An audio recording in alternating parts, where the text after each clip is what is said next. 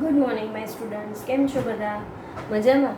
આપણે ત્રીજો પાઠ ધાતુ અધાતુવાળો જોયો, બરાબર?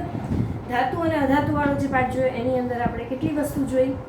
તો તમને ધાતુ અધાતુના ગુણધર્મો આપણે સાબિત પણ કર્યા અને સાથે સાથે ધાતુ અધાતુના ગુણધર્મોની સાથે સાથે આપણે એના રાસાયણિક ગુણધર્મો જોયા, ભૌતિક ગુણધર્મો એના આપણે સાબિત પણ કર્યા, ઇલેક્ટ્રોન રચના બધાની જોઈ આપણે. પણ હજી સુધી તમારામાંથી કોઈએ પણ મને એક પણ જણાએ ઇલેક્ટ્રોન રચના એકેયની મોકલી નથી. કેમ ભાઈ, કેમ કોઈએ ઇલેક્ટ્રોન રચના નથી મોકલી? કોઈને નથી આવડતી ઇલેક્ટ્રોન રચના? 2 વાર મેં વિડીયોની અંદર ઇલેક્ટ્રોન રચના તમને શીખવાડી છે, એટલે કાલ સુધીમાં મને તમારી ઇલેક્ટ્રોન રચના મળી જવી જોઈએ, બરાબર? પછી આપણે ગઈકાલે જે જોયું રાસાયણિક ગુણધર્મોની સાથે સાથે આપણે નિષ્ક્રિય વાયુ કઈ રીતે બને છે, એનું શું કામ છે, આયનીય સંયોજનો કઈ રીતે બને છે અને આયનીય સંયોજનોના ગુણધર્મો આપણે જોયા અને સાથે સાથે ધાતુની પ્રાપ્તિ ક્યાંથી થાય છે એ આપણે જોયું, બરાબર? હવે જે આપણે જોવાનું છે એ છે ધાતુનું નિષ્કર્ષણ, એટલે કે કાચી ધાતુમાંથી આપણે શુદ્ધ ધાતુને મેળવવાની પદ્ધતિ. એને શું કહેશું? ધાતુનું નિષ્કર્ષણ કરવું, બરાબર? કાચી ધાતુમાંથી ધાતુ કેવી રીતે નિષ્કર્ષિત થાય છે એની અલગ અલગ રીતો છે. કેટલી રીતો છે તો જોતા જઈએ આપણે. ફીણ પ્લવન પદ્ધતિ, ચુંબકીય અલગીકરણ, પછી સેન્ટ્રીફ્યુગેશન, એનું ગુજરાતીમાં અર્થ થાય સકેન્દ્રીકરણ, બરાબર? પછી છે ભૂંજન, કેલ્શિનેશન,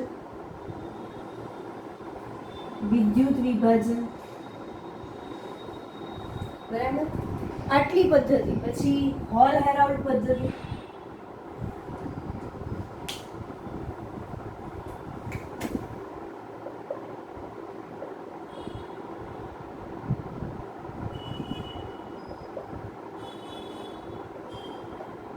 પછી છે હેબર પદ્ધતિ,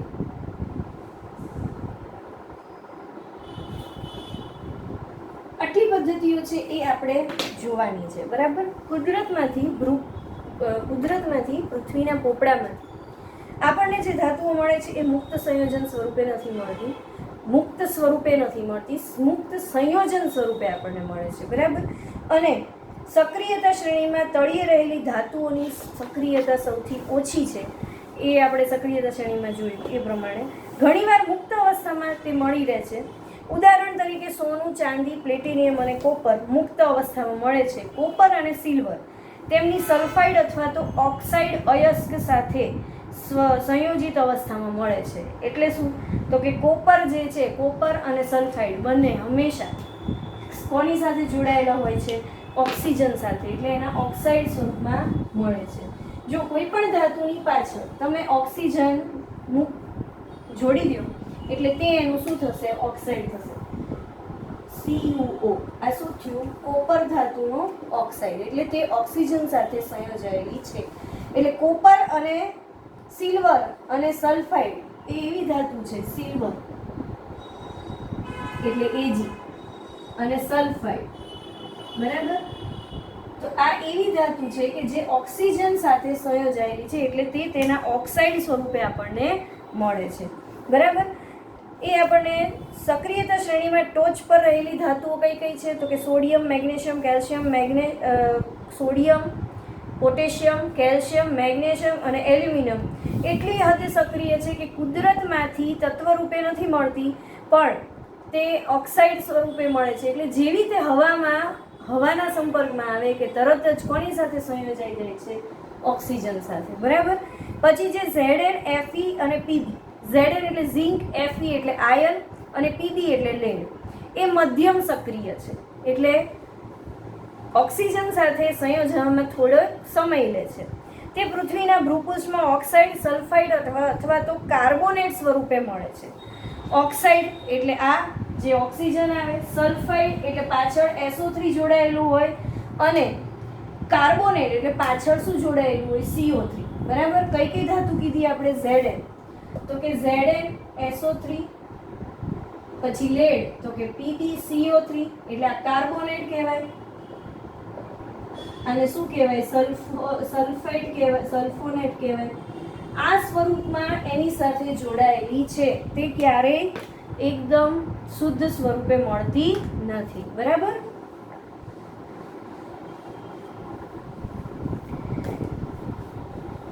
ધાતુઓની એટલે આ જે આપણને એના કાર્બોનેટ, સલ્ફેટ કે પછી ઓક્સાઇડ સ્વરૂપમાં જે આપણને ધાતુ મળે છે ને, એને આપણે કાચી ધાતુ કહેશું, અથવા તો એને શું કહેવાય? આપણે બીજું નામ છે એનું અયસ્ક. બરાબર. આમ થવાનું કારણ, ઓક્સિજન ખૂબ જ સક્રિય તત્વ છે અને પૃથ્વી ઉપર વિપુલ પ્રમાણમાં મળે છે, એટલે મોટા ભાગની જે ધાતુઓ છે તે ઓક્સાઇડ અયસ્ક તરીકે ઓળખાય છે. બરાબર. ઘણી બધી ધાતુઓનું અયસ્ક કોણ હોય છે? ઓક્સાઇડ હોય છે. સક્રિયતાના આધારે આપણે ધાતુઓને 3 પ્રકારમાં વર્ગીકૃત કરી શકીએ: નીચી સક્રિયતા ધરાવતી, મધ્યમ સક્રિયતા ધરાવતી અને સૌથી વધુ સક્રિયતા એટલે કે ઊંચી સક્રિયતા ધરાવતી ધાતુઓ. દરેક પ્રકારમાં રહેલી ધાતુઓ મેળવવા માટે આપણે અલગ અલગ પદ્ધતિનો ઉપયોગ કરવાનો છે. અયસ્કમાંથી શુદ્ધ ધાતુઓના નિષ્કર્ષણમાં કેટલાક સોપાનોનો સમાવેશ થાય છે. એ સોપાનો આપણે હવે જોઈએ. બરાબર. સૌથી પહેલા આપણે કોઠો એક દોરી લઈએ કે અયસ્ક. અયસ્ક એટલે આપણને શું મળ્યું? કાચી ધાતુ. બરાબર. એટલે સૌથી પહેલા અહીંયા લખો અયસ્ક એટલે કાચી ધાતુ. પછી છે 3 પ્રકાર એના. કઈ? તો કે ઊંચી સક્રિયતા વાળી,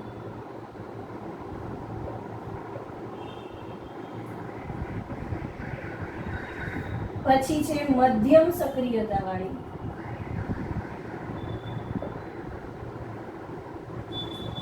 અને પછી છે ઓછી સક્રિયતા વાળી.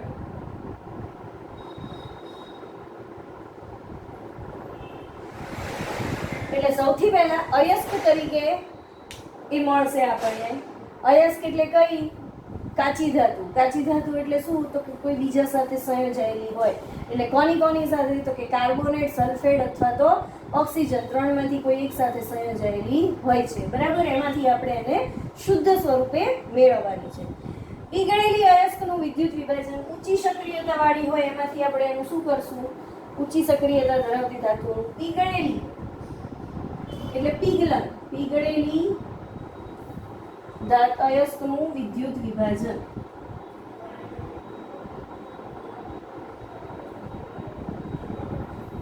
અને પછી એમાંથી શું મેળવશું? શુદ્ધ ધાતુ મેળવશું. એટલે આ કઈ પ્રક્રિયા, આ કઈ પદ્ધતિ થઈ?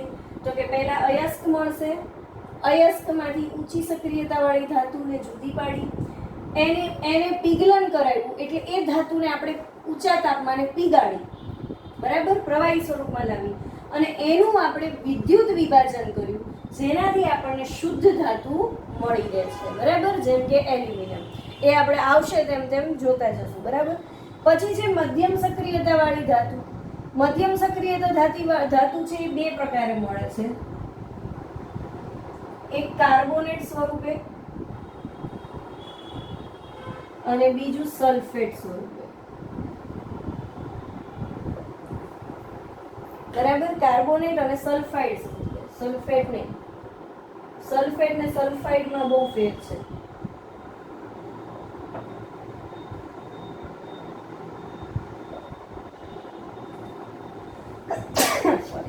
સોરી. કાર્બોનેટ અયસ્ક હોય તો એમાંથી એનું કેલ્સિનેશન થશે. સલ્ફાઇડ અયસ્ક હોય તો એનું ભૂંજન થશે. ભૂંજન, કેલ્સિનેશન, પીગલન એટલે શું એ આપણે જોતા જશું. પહેલા તમે આ કોઠો છે એ ધ્યાનથી સમજો. કેલ્સિનેશન થશે એટલે તમને શું મળશે? ધાતુનો ઓક્સાઇડ મળશે. ભૂંજન કરશો એટલે પણ ધાતુનો ઓક્સાઇડ તમને મળવાનો છે. બરાબર. પછી શું કરવાનું તમારે? ધાતુનો ઓક્સાઇડ મળી જાય એટલે રિડક્શન, અને રિડક્શન એ પછી તમને શુદ્ધ ધાતુ મળી જશે. ધાતુનો ઓક્સાઇડ મળે એટલે ઓક્સિજન વાળી ધાતુ મળે. એનું રિડક્શન કરો. રિડક્શનની વ્યાખ્યા શું છે? ઓક્સિજન દૂર કરવો અથવા તો હાઇડ્રોજન મેળવવો. એટલે તમે એમાંથી શુદ્ધ ઓક્સાઇડ મળ્યો ધાતુનો, એટલે તમે એમાંથી ઓક્સિજન દૂર કરો એટલે તમને શુદ્ધ ધાતુ મળી જાય છે. હવે નીચી સક્રિયતા વાળીમાં સલ્ફાઇડ હશે.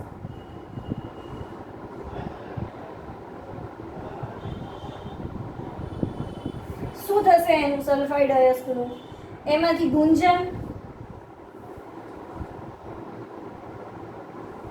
ભુંજનમાંથી ધાતુ અને શુદ્ધ ધાતુનો ઓક્સાઇડ મળશે. ક્યારેક ધાતુ મળી જાય અને છેલ્લે શુદ્ધિકરણ એનું થાય.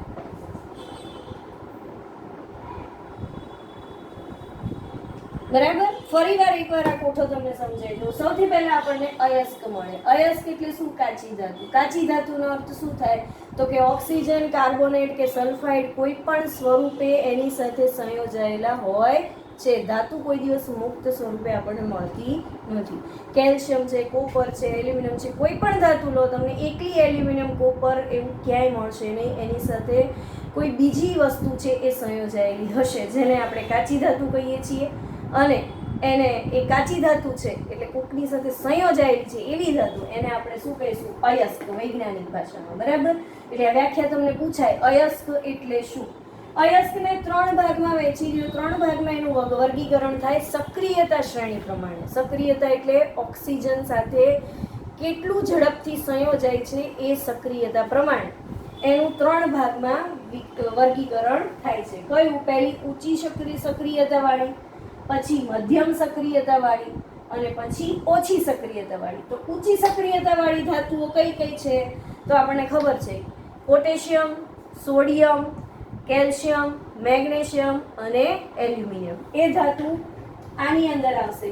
એટલે એનું શુદ્ધિકરણ કઈ રીતે થાય છે? જે ઊંચી સક્રિયતા વાળી છે એનું શુદ્ધિકરણ પીગલન દ્વારા. એટલે પીગલન એટલે શું કરવાનું? એને ઊંચા તાપમાને આપીને એને પીગાળી નાખવાની. બરાબર. એટલે એનું પીગલન થયું. એટલે એનું જે પીગલન થયું એમાં અશુદ્ધિઓ ભળેલી હશે હજી, એટલે પીગળેલી અયસ્ક. અને પછી એનું શું કરવાનું? તો કે વિદ્યુત વિભાજનની પદ્ધતિ અપનાવવાની. પછી એનું રિડક્શન થાય અને એમાંથી તમને શું મળશે? શુદ્ધ ધાતુ મળી રહે છે. બરાબર. આ કોની માટે છે? તો કે ઊંચી સક્રિયતા વાળી ધાતુ. ઊંચી સક્રિયતા વાળી ધાતુઓ કઈ કઈ છે? તો કે પોટેશિયમ, સોડિયમ, મેગ્નેશિયમ, એલ્યુમિનિયમ. બરાબર.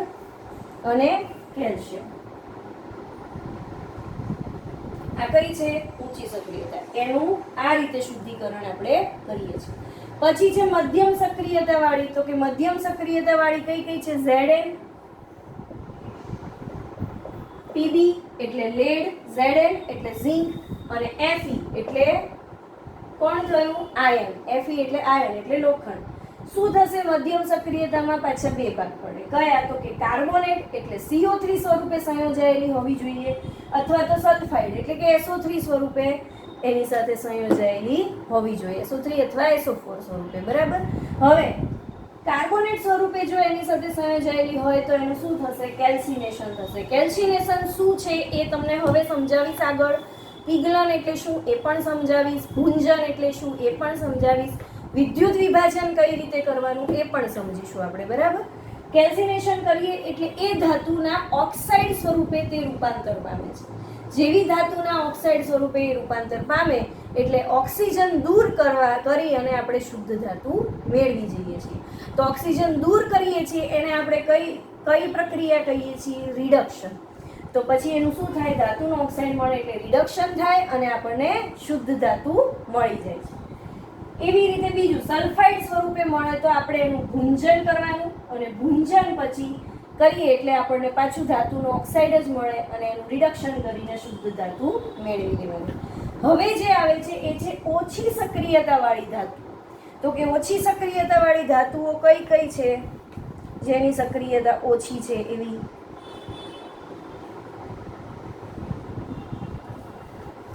સોનું, ચાંદી, પ્લેટિનિયમ અને કોપર.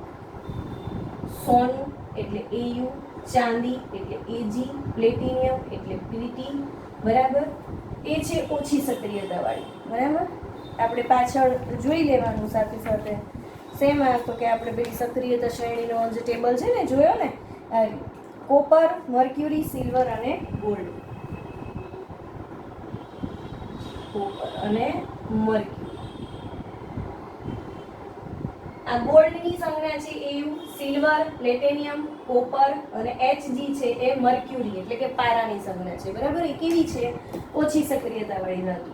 એને સલ્ફાઇડ અયસ્કમાં આપણે સલ્ફાઇડ અયસ્કમાં મળે છે, ફેરવીએ છીએ, પછી એનું ગુંજન થાય છે. ગુંજન પછી પાછું ધાતુ મળે છે અને એનું આપણે શુદ્ધિકરણ કરવાનું હોય છે. એટલે એમાં અશુદ્ધિ એવા સ્વરૂપે હશે કે જે અશુદ્ધિને આપણે તારવી લઈએ અને શુદ્ધ ધાતુ જુદી પાડી શકીએ. બરાબર? તો એ પ્રમાણે મળે છે. આખો કોઠો આપણે વ્યવસ્થિત રીતે દોરી લઈએ જેથી તમે દોરી શકો. બરાબર?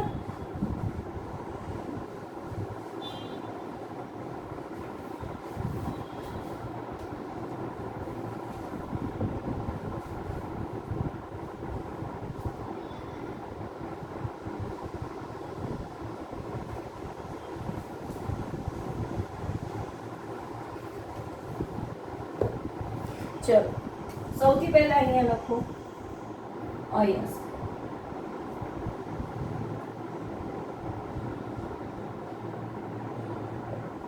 ઊંચી સક્રિયતા વાળી ધાતુ કઈ કઈ છે એ સાથે લખતા જઈએ આપણે. કઈ કઈ છે? Potassium, sodium, calcium. એની સંજ્ઞા જ લખું છું એટલે જ મેં કીધું ને કે સંજ્ઞાઓ યાદ રાખવી જરૂરી છે. મેગ્નેશિયમ અને એલ્યુમિનિયમ. શું થશે એનું? એનું શું થશે તો કે પીગળેલી અયસ્ક એટલે પીગળા. વિદ્યુત વિભાજન.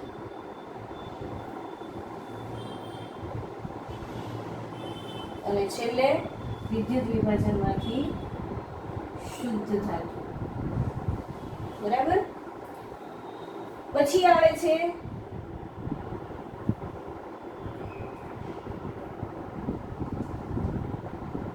મધ્યમ સક્રિયતા વાળી ધાતુ.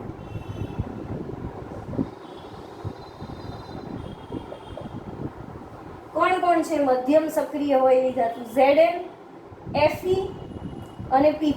પછી વગેરે. કારણ કે બધી ધાતુઓ તો આપણને યાદ ન રહે ને. Zn, Fe, Pb વગેરે. કારણ કે 118 છે. બરાબર?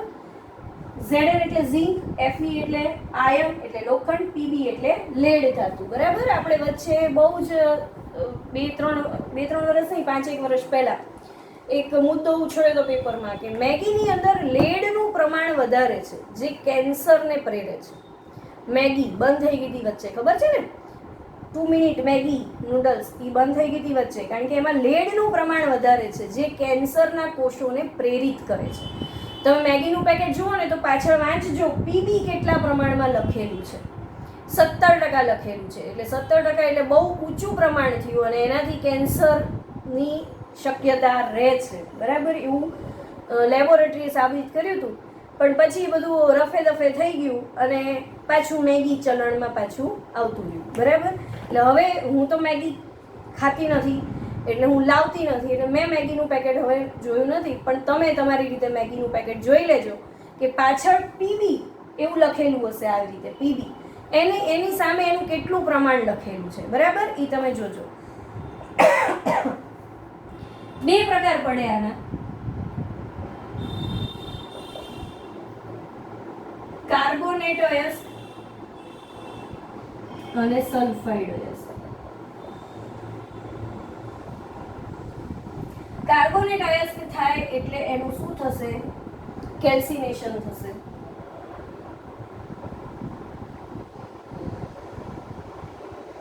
પછી એનું ધાતુના ઓક્સાઇડમાં રૂપાંતર પામે એટલે રિડક્શન થશે અને છેલ્લે શુદ્ધ ધાતુ મળશે.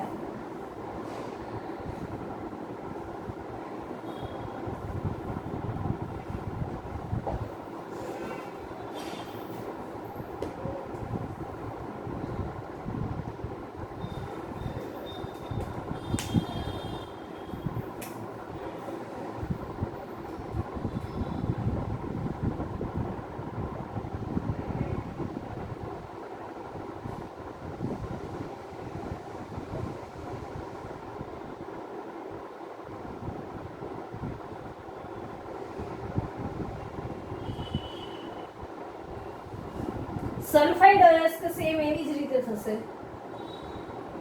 સલ્ફાઇડ અયસ્કમાં ગુંજનની પ્રક્રિયા થશે.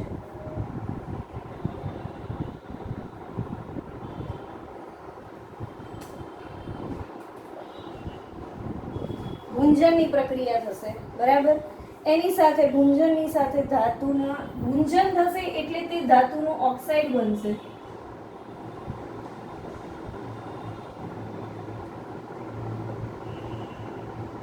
ધાતુનો ઓક્સાઇડ બને એટલે એક જ વસ્તુ કરવાની, રિડક્શન, અને શુદ્ધ ધાતુ મળી રહેશે.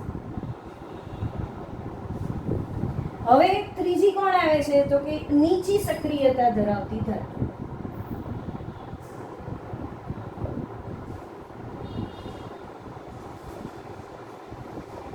કોણ કોણ છે નીચી સક્રિયતામાં તો કે સિલ્વર, ગોલ્ડ, કોપર, મર્ક્યુરી, બરાબર, અને પ્લેટિનિયમ એટલે પીટ વગેરે. શું થશે? નીચી સક્રિયતા વાળામાં સલ્ફાઇડ અયસ્કમાં રૂપાંતર પામશે. જો અમુક વસ્તુ તો સેમ જ આવે. સલ્ફાઇડ અયસ્કમાં આવે એટલે શું થાય? ગુંજન થશે ધાતુ અને એનું શુદ્ધિકરણ. આ રીતે આખો કોઠો તમારે યાદ રાખશો ને તો તમને આખું વર્ગીકરણ યાદ રહી જશે. અને કેવી રીતે કઈ ધાતુઓ છૂટી પાડવી ને એ તમને ખ્યાલ આવી જશે. આપણે હવે આ કોઠો યાદ રહી જાય ને, આ વર્ગીકરણનો કોઠો, એટલે હવે આપણે શીખી જશું કે પિઘલન કોને કહેવાય, કેલ્સિનેશન કોને કહેવાય, ગુંજન કોને કહેવાય, પછી રિડક્શન તો આપણને ખબર જ છે, પછી શુદ્ધિકરણ કેવી રીતે મેળવ્યું, વિદ્યુત વિભાજન કઈ રીતે આપણે કર્યું, એ હવે આપણે ધીમે ધીમે જોતા જઈએ, બરાબર. અયસ્કોની સમૃદ્ધિ. પૃથ્વીની પેટાળની અંદર ખોદીને કાઢેલો ખજાનો એ અમુક પ્રમાણમાં શુદ્ધ, મોટા પ્રમાણમાં અશુદ્ધિવાળો જ હોય છે, બરાબર. જેમ કે એની સાથે માટી અને રેતી વગેરે દૂષિત પદાર્થો હોય છે, એને આપણે ગેંગ કહીએ છીએ. પૃથ્વીમાંથી ખોદીને બહાર કાઢેલી અયસ્કો સામાન્ય રીતે મોટા પ્રમાણમાં અશુદ્ધિ જેવી કે માટી, રેતી વગેરેથી દૂષિત થયેલી હોય છે. એને આપણે શું કહીએ છીએ? ગેંગ કહીએ છીએ. એટલે ગેંગ એટલે શું એવો સવાલ પૂછાય. ધાતુના નિષ્કર્ષણ પૂર્વે તેમાંથી અશુદ્ધિઓ દૂર કરવી જરૂરી છે. એટલે આપણે શું કરશું? માટીના ઢેફા અને રેતી જો હાથથી થતી હશે તો એને હાથથી આપણે પહેલા શું કરશું? સાફ કરશું. અયસ્ક ગેંગને દૂર કરવા માટે વપરાતી પદ્ધતિઓના આધારે ગેંગ અને અયસ્કની ભૌતિક અને રાસાયણિક ગુણધર્મો વચ્ચે રહેલા તફાવત ઉપર રહેલો છે. એટલે કેવી રીતે તમારે સાફ કરવી એનો ભૌતિક અને રાસાયણિક તફાવત ઉપર આધાર છે. અલગ અલગ પ્રકારની અલગીકરણની કેટલીક ટેકનિકો છે. સૌથી પહેલા આપણે જોઈ લઈએ ગેંગ એટલે શું, બરાબર. આ લખાઈ ગયું ચોપડી પ્રમાણે છે, પણ થોડુંક મેં એમાં ઉમેર્યું છે પોતાની રીતે, જેથી તમને યાદ રહે. અહીંયા આગળ ધાતુઓ સાથે લખી નાખી છે જેથી તમને એ યાદ રહે, બરાબર. એટલે આ પ્રમાણે કોઠો તમે યાદ રાખજો. ઓકે.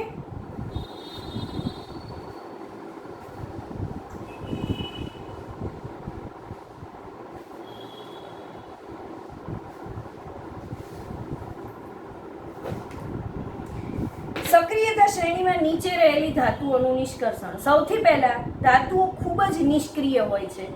આ ધાતુઓના ઓક્સાઇડમાં માત્ર ગરમ કરીને તેનું રિડક્શન થઈ શકે. ઉદાહરણ તરીકે સિન્નાબાર. સિન્નાબારની સંજ્ઞા છે HgS, જેને કહેવાય સિન્નાબાર. પૂછાય સિન્નાબારની સંજ્ઞા જણાવો, બરાબર. જે મર્ક્યુરીની કાચી ધાતુ છે. આ કોની કાચી ધાતુ છે એવું પણ પૂછાય. જો Hg એટલે મર્ક્યુરી છે એટલે આપણને ખબર પડવી જોઈએ. મર્ક્યુરીની કાચી ધાતુ કોણ છે? સિન્નાબાર. બે સવાલો એકમાંથી નીકળ્યા, જુઓ એક એક માર્કમાં. જ્યારે તેને હવામાં ગરમ કરવામાં આવે ત્યારે પ્રથમ તે શેમાં બનશે? મર્ક્યુરી ઓક્સાઇડમાં રૂપાંતર પામશે. એટલે આને હવામાં ગરમ કરવાની. શેમાં રૂપાંતર પામે? HgO માં. પછી શું કરવાનું? આનું રિડક્શન. એટલે શેમાં મળશે? મર્ક્યુરી, શુદ્ધ ધાતુ મળી રહેશે, બરાબર. સક્રિયતા આ શ્રેણીમાં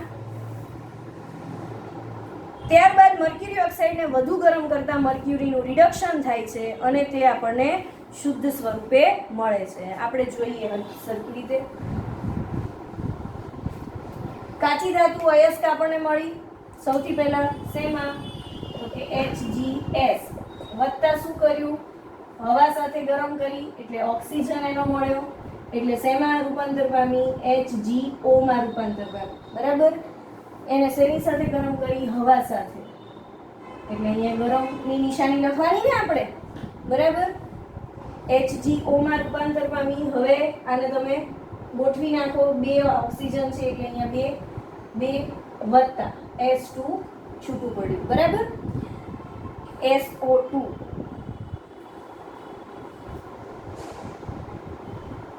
આ 2 ઓક્સિજન એટલે અહીંયા આગળ 3 2 6 2 અને 2 4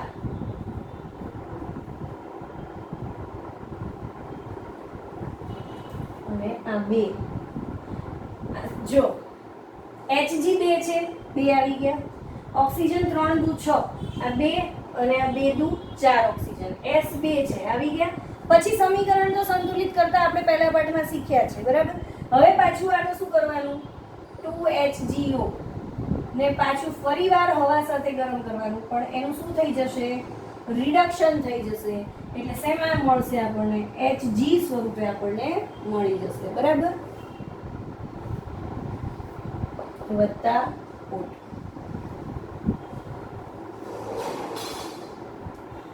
શું કર્યું આપણે? કઈ રીતે કર્યું?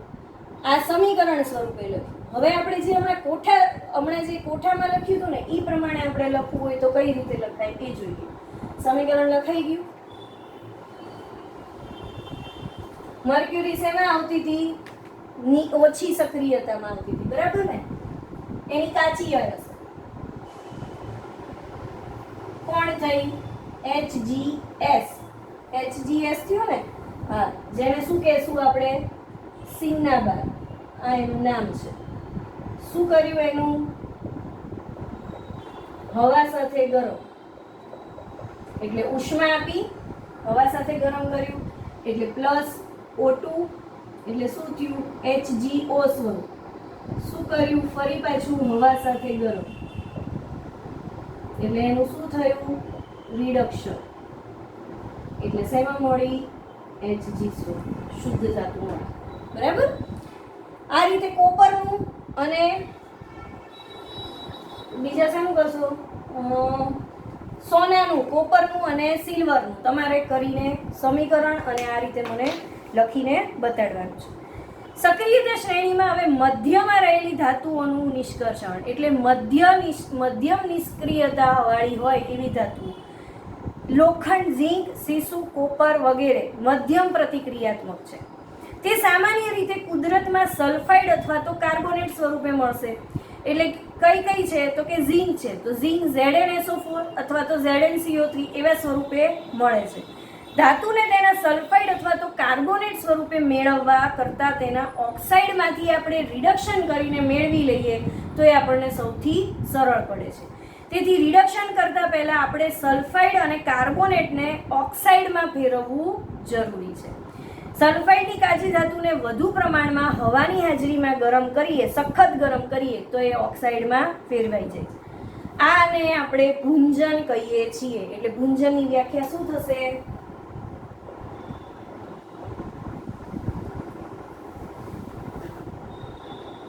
કાચી ધાતુને વધુ પ્રમાણમાં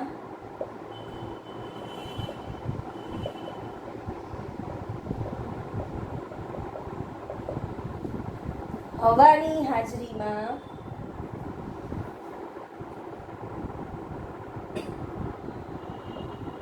સખત ગરમ કરવાની પદ્ધતિને ભૂંજન કહે છે. આ વ્યાખ્યા યાદ રાખજો. પૂછાય છે 1 માર્કની પૂછાય છે આ વ્યાખ્યા. બરાબર. હવે આ પદ્ધતિને ભૂંજન કહે છે. કાર્બોનેટ કાચી ધાતુને મર્યાદિત પ્રમાણમાં હવાની હાજરીમાં સખત ગરમ કરતા તે ઓક્સાઇડમાં ફેરવાઈ જાય છે. એને આપણે કેલ્સિનેશન કહીએ છીએ. આ કાચી ધાતુને વધુ પ્રમાણમાં હવાની હાજરીમાં સખત ગરમ કરીએ ત્યારે પણ તે ધાતુના ઓક્સાઇડમાં જ ફેરવાય છે, પણ સખત ગરમ કરવાની પદ્ધતિને ભૂંજન કહેવાય. બરાબર. અને હવે જોઈએ કેલ્સિનેશન.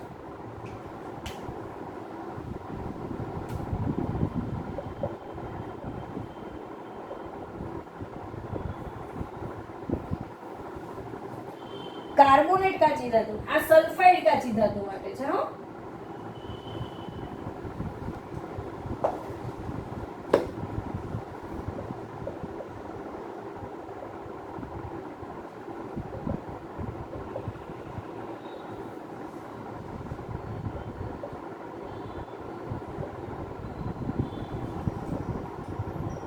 કાર્બોનેટ કાચી ધાતુને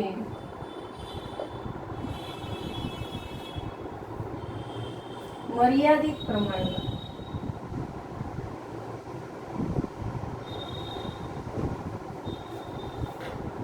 હવાની હાજરી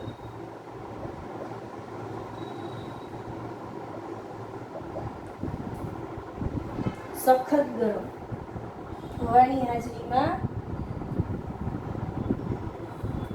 સખત ગરમ કરતા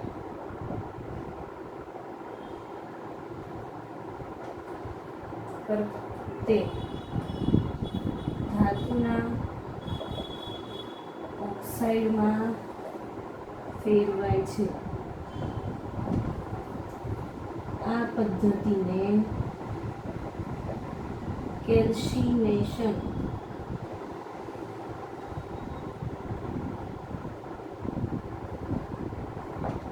કહે છે. હવાની હાજરીમાં સખત ગરમ કરવાથી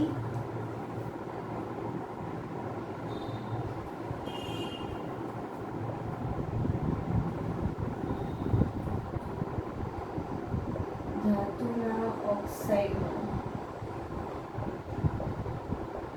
ફેરવાય છે. આ પદ્ધતિને ભૂંજન કહે છે. બરાબર. આ બે વસ્તુ તમને મળી ગઈ, ભૂંજન અને કેલ્સિનેશન બંને. ભૂંજન, કેલ્સિનેશન અને હજી ત્રીજી છે પીગલન. તો આ ત્રણેય વ્યાખ્યા બોર્ડમાં પૂછાયેલી છે એક એક માર્કમાં. એટલે 3 માર્કના પ્રશ્નોમાં આ ત્રણેય વ્યાખ્યાઓ એક એક માર્કમાં પૂછાયેલી છે. એટલે કેટલી મહત્વની છે એ આપણે સમજી લો. બરાબર. આ મોસ્ટ એમ્પી છે, બોર્ડમાં પૂછાયેલી છે એક માર્કમાં. બરાબર. લખી લો.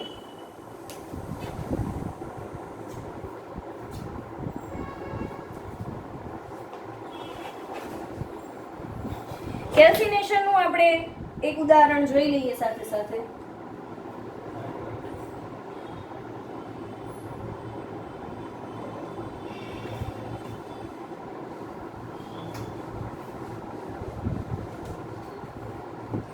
કાર્બોનેટના સ્વરૂપમાં ફેરવવાની એટલે ZnCO3 વાળું કાર્બોનેટમાંથી હવા સાથે શું કરવાનું?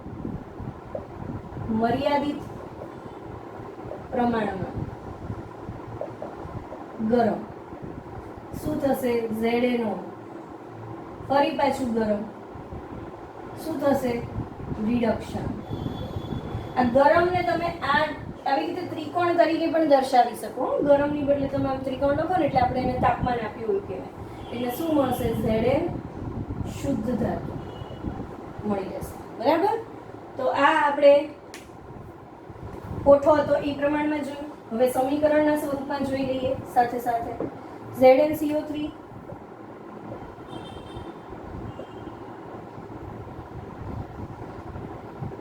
ઉષ્મા આપી તમે. બરાબર.